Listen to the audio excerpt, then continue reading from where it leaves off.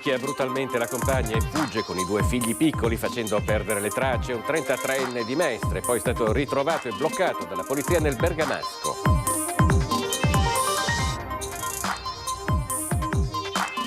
Ancora violenza sulle donne, intervento dei carabinieri a Vigonovo per fermare un 53enne accusato di atti persecutori verso l'ex compagna, per lui braccialetto elettronico e divieto di dimora nel comune. Simone Venturini è pronto a fare il sindaco. Dagli studi di Ring, Brugnaro rilancia la candidatura per il centro-destra dell'assessore. Durante un'intervista a tutto campo con Ferdinando Avarino. Bonus facciate, frode da 77 milioni di euro. La Guardia di Finanza di Venezia ha smascherato il giro di illeciti di un ragioniere di 84 anni già condannato, sequestrati beni immobili in quasi tutte le province del Veneto.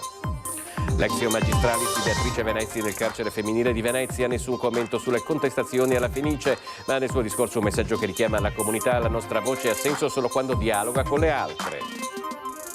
Carnevale, continuano gli appuntamenti in terraferma con il carnevale diffuso all'insegna del divertimento per grandi e piccini. Sabato in piazza San Marco, spazio alle atmosfere anni 70.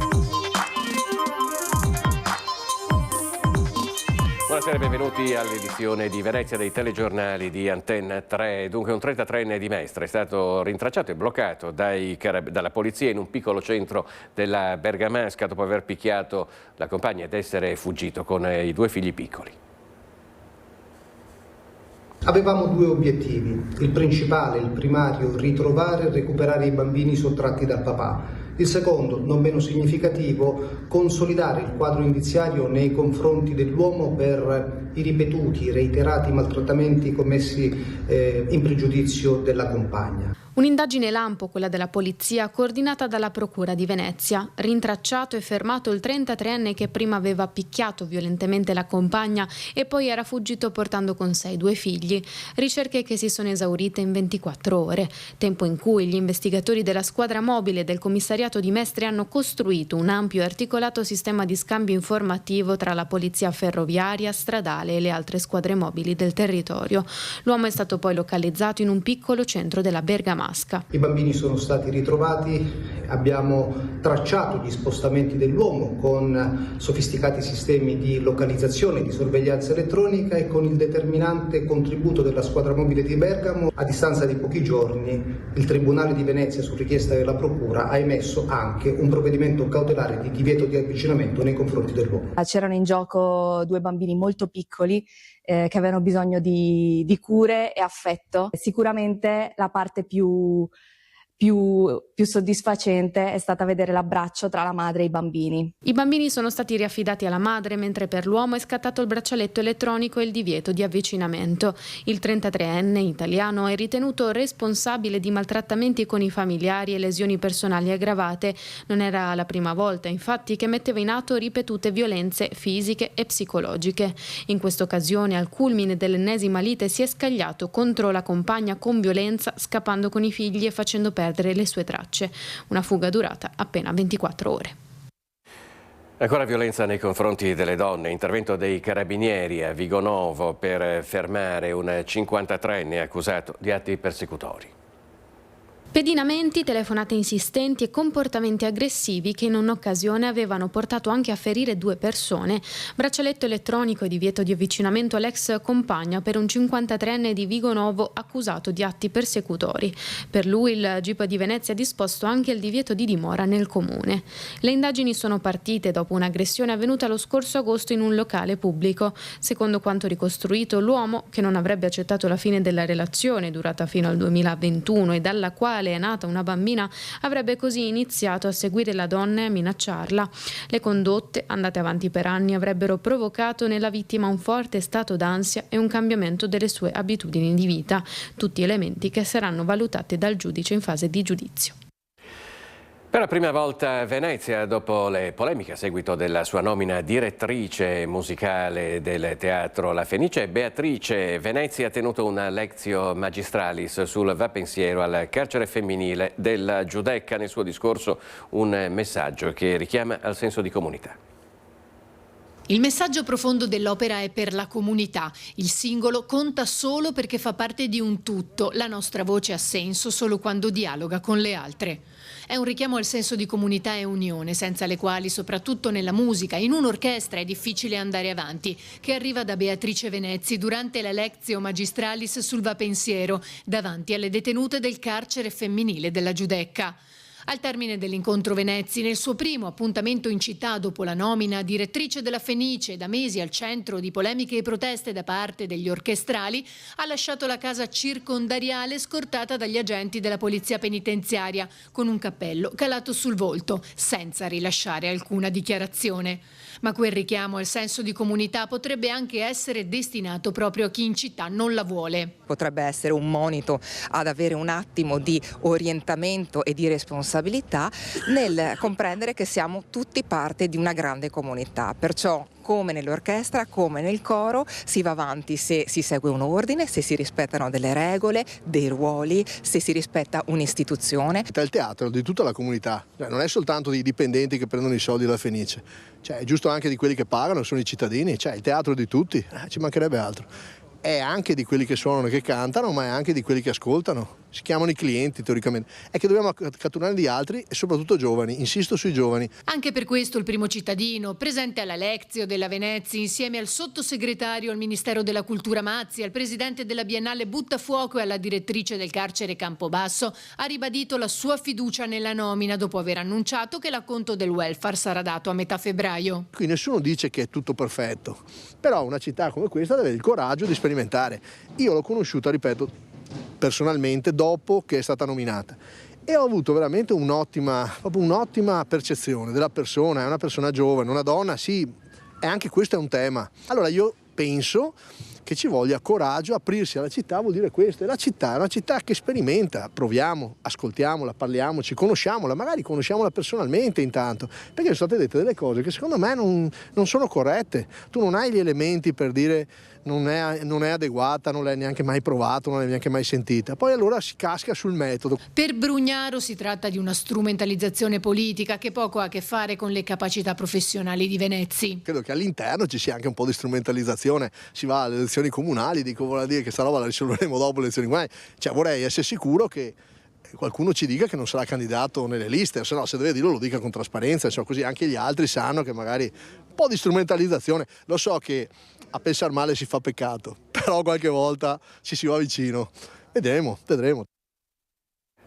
Dopo il pasticcio sulla nomina di Beatrice Venezzi e tutte le tensioni che ne sono derivate, sorprende che la soluzione individuata sia concentrare ancora più poteri nelle stesse mani. Lo afferma in una nota Nicola Talmi, segretario veneto dell'SLC-CGIL, commentando le affermazioni del sovrintendente della Fenice Nicola Colabianchi nel corso dell'audizione in Senato sulle prospettive delle fondazioni sinfonico-liriche. Per Atalmi, di solito, quando qualcosa non funziona, si rafforza il confronto, non si elimina in nome dell'autoritarismo gestionale. La Fenice non ha bisogno di un sovrintendente unico organo di gestione, ha concluso Atalmi, ha bisogno di equilibrio, di collegialità e di rispetto delle sue istituzioni. Ed è stato un Luigi Brugnaro a tutto campo, quello ospite di Ferdinando Avarino a Ringa, protagonista di una lunga intervista nella quale ha soprattutto indicato Simone Venturini come candidato sindaco ideale per la coalizione di centrodestra a Venezia. Una grande città normalmente ha sempre un sacco di discorsi e dibattiti, ma io credo che Simone sia davvero la persona preparata. Siccome credo anche, non sono io, è lui che deve fare gli accordi, è lui che deve fare la sua strada, è lui che adesso deve volare con le sue ali e volerà con le sue ali, sarà il centrodestra tutto insieme, la proposta è stata fatta, non c'è nessun dubbio, sarà il centrodestra nel suo insieme a dire cosa pensa di fare. Sarà l'intera coalizione di centrodestra a decidere il prossimo candidato sindaco a Venezia, ma nella lunga intervista concessa a Ringa a Ferdinando Avarino, Luigi Brugnaro non nasconde che la sua preferenza va da Simone Venturini, assessore uscenti ai servizi sociali, alla casa e al turismo, col quale ha condiviso a stretto contatto gli 11 anni di amministrazione della città.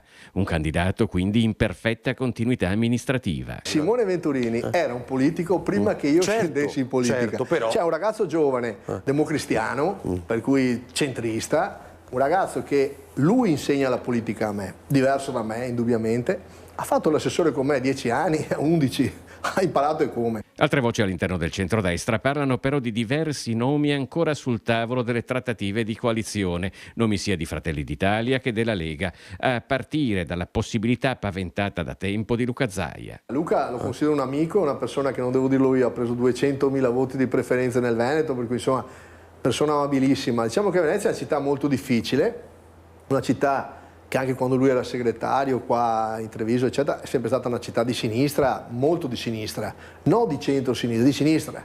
Sinistra in certi casi anche adesso è a traino centri sociali. Secondo Brugnaro, da una parte ci sono i centri sociali e il partito del no, dall'altra il partito del fare, quello della sua giunta e delle sue opere, a cominciare dalla principale, il Bosco dello Sport. E abbiamo finalmente realizzato una cosa, non le chiacchiere, pagando soprattutto di tasca nostra, perché di quei 300 milioni, 200 sono nostri. Proprio abbiamo messo i soldi da parte, abbiamo risparmiato, eccetera, il comune. Non abbiamo aumentato il debito, io ho diminuito il debito del comune, per cui il comune è sanissimo.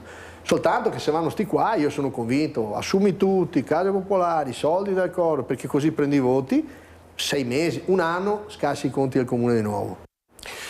Momenti di tensione a Venezia lungo il Canal Grande. Nel tardo pomeriggio di ieri un uomo ha minacciato con un coltello un marinaio della CTV impegnato nelle operazioni di salita e discesa dei passeggeri su un vaporetto della linea 1.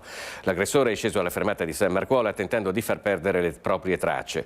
L'equipaggio aveva però allertato immediatamente la centrale operativa e il funzionario ACTV presente nella Smart Control Room che ha attivato la polizia locale.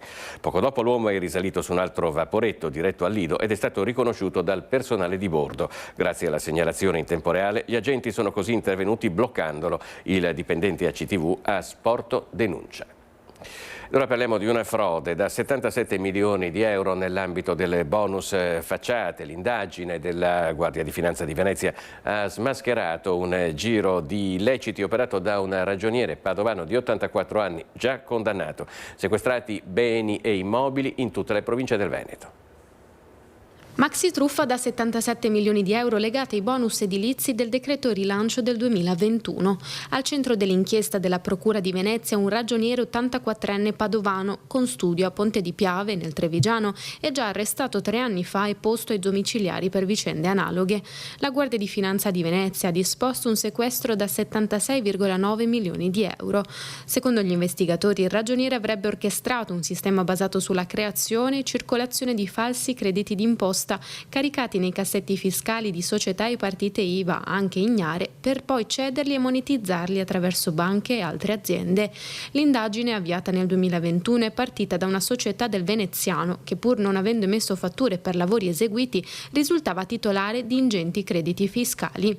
Da lì gli accertamenti si sono allargati fino a coinvolgere 19 indagati per truffa, ricettazione e riciclaggio, oltre a 23 società e 33 persone fisiche. Le operazioni di sequestro hanno interessato anche diverse province venete, Venezia, Padova, Treviso, Vicenza e Rovigo. Finora sono stati bloccati 24 immobili, oltre 3 milioni e mezzo di euro sui conti correnti e più di 34 milioni di crediti fiscali non ancora utilizzati. Record di alzate del Mose da inizio anno ad oggi, circa una ventina. La causa è il cambiamento climatico che ha provocato più frequenti innalzamenti delle maree. L'allarme degli esperti: entro il 2100 non basterà più il Mose a salvare Venezia dall'acqua alta. Dall'inizio dell'anno il Mose è stato attivato 18 volte, un dato definito del tutto inusuale dal responsabile del centro maree del comune Alvise Papa, soprattutto perché tutte le attivazioni si sono concentrate tra il 28 gennaio e queste ore. Nelle ultime settimane i livelli di marea sono stati più alti rispetto alla media stagionale. Secondo gli esperti, oggi basta molto meno rispetto a 20 o 25 anni fa per allagare la città. Il livello medio del mare è aumentato e anche le precipitazioni modeste possono contribuire a far salire l'acqua. Il protocollo prevede l'attivazione del Mose per evitare che la marea raggiunga i 110 cm. Tuttavia, già tra i 75 e gli 80 finiscono sott'acqua alcune zone più basse, come Erbaria, vicino a Rialto, e Piazza San Marco. Tra il 28 gennaio e il 6 febbraio la marea è rimasta sopra i 100 cm per 41 ore consecutive, contro le poco più di 4 dello stesso periodo dell'anno scorso. Il Mose è composto da 78 paratoie mobili alle bocche di Porto porto di Lido, Malamocco e Chioggia si sollevano quando il livello supera la soglia prevista. Ogni attivazione costa circa 200.000 euro, mentre l'intera opera è costata oltre 6 miliardi e 700 milioni. Secondo alcuni studi, entro il 2100 potrebbe non essere più sufficiente a proteggere la città. Come possono difendersi i giovani dai pericoli di internet e dei social network? A Treviso gli elaborati degli studenti dell'Irigem di Rosà hanno vinto il concorso di idee della Regione Veneto per un uso responsabile del web. L'ente di formazione Irigem di Rosà ha vinto la prima edizione del concorso di idee per un uso consapevole della rete internet e dei social media indetto dalla Regione Veneto. Gli studenti dell'Irigem si sono classificati primi nella categoria scuole secondarie di secondo grado e scuole di formazione professionale, preparando una serie di elaborati su come vivere il mondo digitale in modo responsabile e consapevole. Un tema ampio e molto sentito dai ragazzi, sviluppato a 360 gradi, affrontando questioni cruciali come il cyberbullismo o la dipendenza tecnologica. Prima abbiamo fatto dei manifesti, poi dei libretti per le scuole, comunque da dare in giro ai più piccoli o comunque ai nostri coetanei, e poi dei giochi multimediali e dei giochi in scatola. Io ho fatto con una mia compagna di classe, abbiamo realizzato un video dove va a far vedere, diciamo, magari la persona ferita dalle parole, come può succedere spesso alle ragazze. L'intero progetto si basa sul principio ogni lettera conta, il web lo costruiamo noi, vale a dire un'assunzione di responsabilità in prima persona. Noi non siamo solo utenti di internet e il messaggio, ne siamo anche costruttori. Siamo partiti proprio dall'analisi con i ragazzi dei social e del telefonino come strumento, e poi lo abbiamo trasformato in un contenitore, quindi in un contenitore fatte delle loro parole, dei loro foto, e da lì abbiamo creato il progetto. Tutto il progetto è imperniato su questa, tra virgolette, medaglia a doppia faccia, in cui coesistono sia la relazione umana, sociale, quindi hanno lavorato in soldoni, in gruppi, gli alunni si sono relazionati fra di loro, e a questo dall'altra parte della medaglia troviamo tutto quello che è l'aspetto della comunicazione online. Un impegno che è stato riconosciuto col primo premio consegnato all'Auditorium del Sant'Artemio di Treviso. Lavorare su questo progetto e lavorare insieme magari può riavvicinare anche su questo tema appunto l'interesse della classe e degli studenti. Quanto vi ha aiutato quello che imparate a scuola nel realizzare questi progetti? Beh, ci aiuta tanto, soprattutto abbiamo dei professori molto bravi e di questo ne dobbiamo essere grati, perché ci affiancano sempre, ci aiutano in ogni cosa e soprattutto nelle idee ci aiutano tanto, perché noi magari avendo meno esperienza abbiamo bisogno di un aiuto proprio come loro.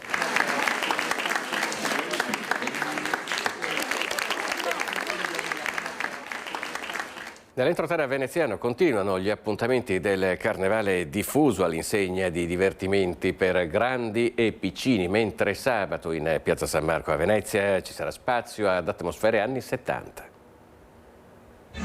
Ragazzi, cittadini, amici.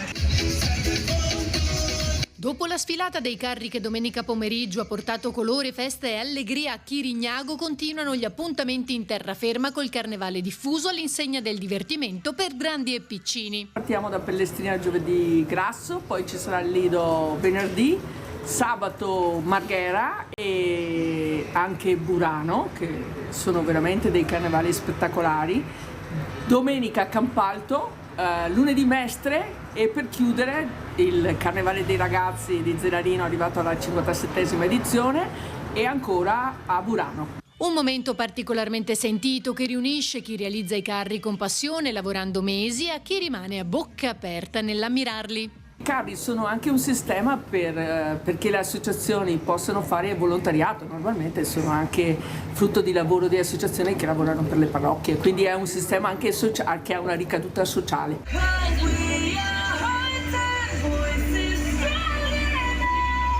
Tanti gli appuntamenti nel fine settimana anche a Venezia, come quello di sabato 14 in Piazza San Marco, che dalle 19 si trasformerà in una grande pista da ballo grazie all'energia dei Glitter Disco, protagonisti di uno spettacolo dal vivo che fa rivivere le atmosfere indimenticabili degli anni 70. Non solo musica, ma anche costumi in perfetto stile con un forte impatto scenico. E allora spazio alle previsioni del tempo. Grazie per averci seguito e buon proseguimento di serata.